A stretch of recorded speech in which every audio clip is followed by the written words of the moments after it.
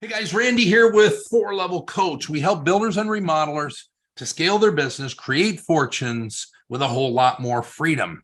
Now, today we're going to get into our onboarding process. Now, this is something that I would say 99% of builders miss this opportunity to really take your client experience to the next level with this onboarding process. Now, let me shoot down here to our pre-build system and we'll get into the client onboarding meeting.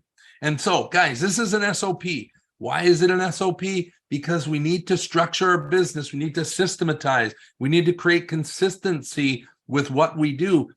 Why is that critically important? Because we can monitor and measure, track our progress about what's working and not working in our system. We need SOPs to be able to do that. We also need to be training people. This is our training system. This is the ability to take your team to the next level when you have SOPs and you're creating this, your way of doing business systematized along the way. So we create SOPs. So we have the client onboarding SOP. Now, as we go through the SOP, what is so critically important about the onboarding? To me, again, we're missing a huge element to create and align our expectations, the client's expectations of us and our expectations of them through the process of the build after we've closed the deal. So once we've got a contract signed and we're moving into the build process, the build system, before we do that, we want to onboard the client properly. We want to show them and use this as a sales tool when you're proposing. This is critical, guys, that we're using this onboarding system as we're talking about how we'll move you through our process. This is extremely important. So we document this thing out. Now, you don't have to follow any of this, but use this as a guideline to create your own, right? You've got to systematize how you show up and create the documentation, the presentation to be able to do this. Why I think onboarding is so critical as well, because it basically transitions from sales to operations. Now, if you are sales as the owner, it's transitioning from your hands into your operations team's hands. Now, you might have a large team. You might have project managers, coordinators, administration, a designer, whoever is going to be working with that client. We want at this meeting so we can get them introduced. We can get them to know, like, and trust our entire team so that you can get yourself removed from the project as this thing starts moving forward. We don't want them coming to you consistently, but if we don't do this properly and we haven't set them up, the first person they're calling when there's an issue is you. So we want to transition and show them exactly how this is going to work. So we roll through this. We won't even go through all the details, and you can read for yourself ahead here, but it gives you an idea of the structure, right? Let them know about the meeting agenda. Mirror the client's wants and priorities so that everyone is on board and on the same page before you even get started, right? Let them know about the agenda. Let them know about the ideal outcome and what we're looking to achieve here in the next 30 minutes, hour, whatever this takes, right? Let's do some team introduction at this point. Introduce your team. Let them know who does what on your team and what you will be and how you'll be communicating with them.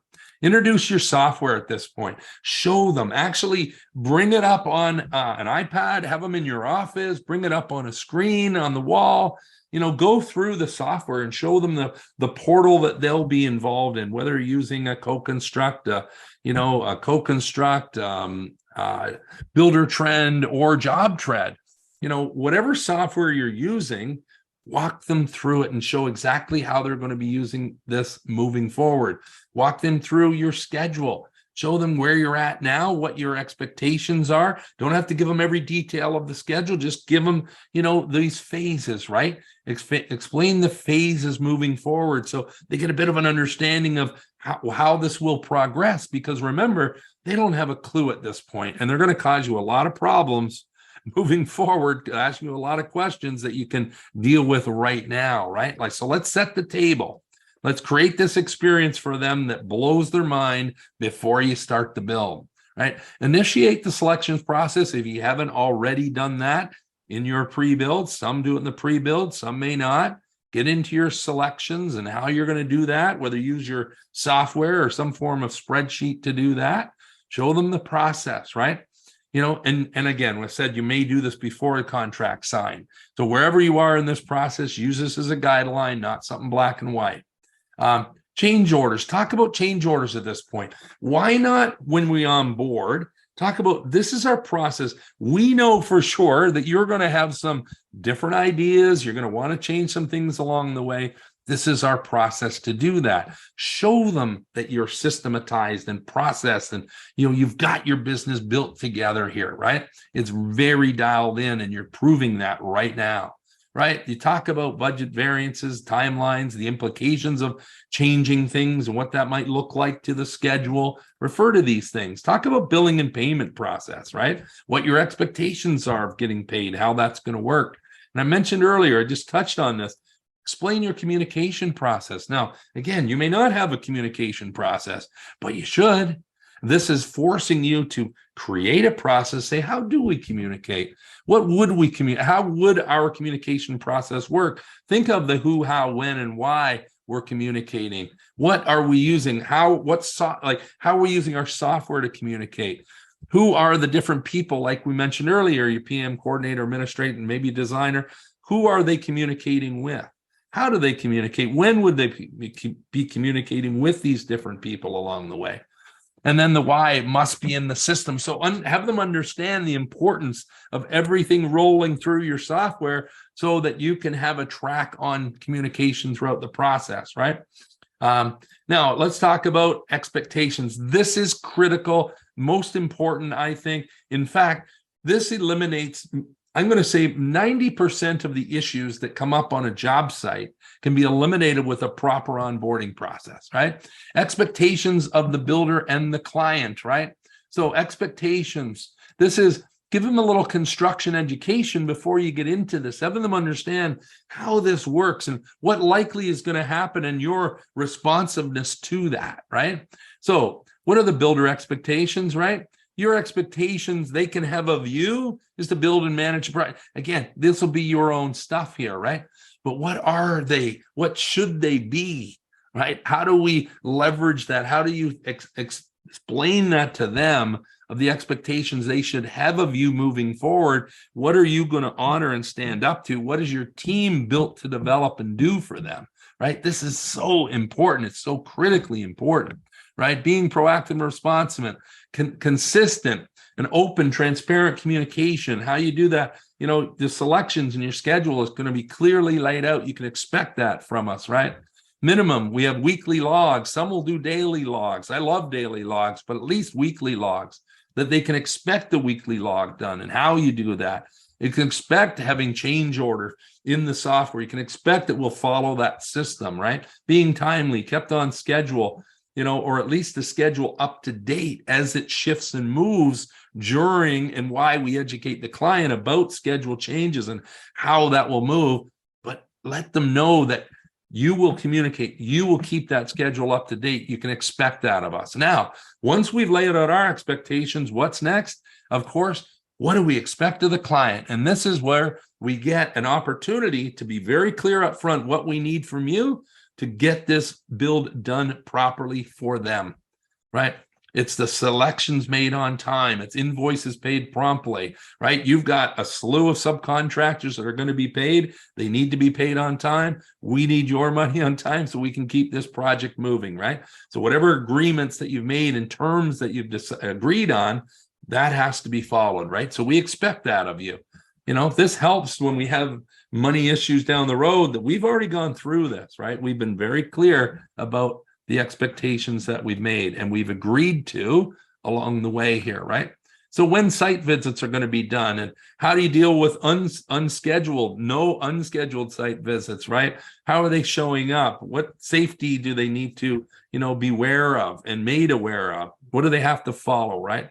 Now we have a scorecard system. I won't get into that, but we have a monthly scorecard system that we require them to fill out. And the reason being is because you will know their happiness throughout the build. And there's a system for understanding that so you can keep your team accountable to delivering at a very high level of client experience. This takes yourself again to the next level. Why we use this as a sales tool in our proposal meeting, right? This is an absolute secret weapon. Going through this onboarding is so critical, right? Changes, requests, how they're made in writing and how it has to happen, all communication done through the PM or the PC or however you decide. It's not through me because as an owner, I'm no longer going to be part of this process. We're transitioning to operations at this point. Here's another thing. We expect at the end that we're going to kill this job for you, and we're going to require or ask for a testimonial and a review from you at the end, and not just a written testimonial. We want a video testimonial. Will they agree to that up front, right? Get that dialed in so you can leverage that down the road. Of course, that we're going to be taking professional photos along the way. We're going to need access to the home. We're going to need access to the home once we're complete. Again, whether you're doing a renovation or a new build, this to me is critical for our marketing. It's critical that we get, that we are setting this table up front, right? And then again, site safety, right? We kind of touched on this earlier, what's required when we're there. Those are expectations. Now, we're going to initiate the client scorecard process. We're going to start talking about what that looks like, what we request of them. I won't get into that right now, what that looks like. But to me, again, this is next level stuff that separates you from everyone else that they're talking to, right? That's why we also use this as a sales tool. And then we get into the client meeting pulse. Like when will we be meeting along the way? What's going to be needed at what's, phases of the project? What are our site visits going to look like? All of these things we do up front on our onboarding. And then we basically finish it by the official transferring from sales to operations, right? So to me, this is extremely important. Does so many things in so many of the right ways to take you and your business to the next level. And your client experience throughout the build is going to be far different if you set the table right up front with this onboarding process, guys. Hope this helps. Again, comment below if you like any of the tools and the things that we're talking about. Comment below. We'll make sure we get you some help along the way.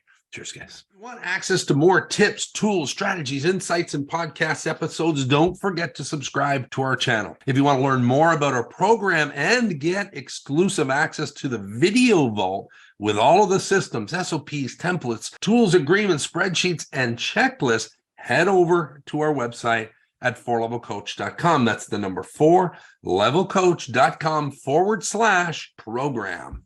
And you can check out more in the description box below, guys. We will see you on the next video.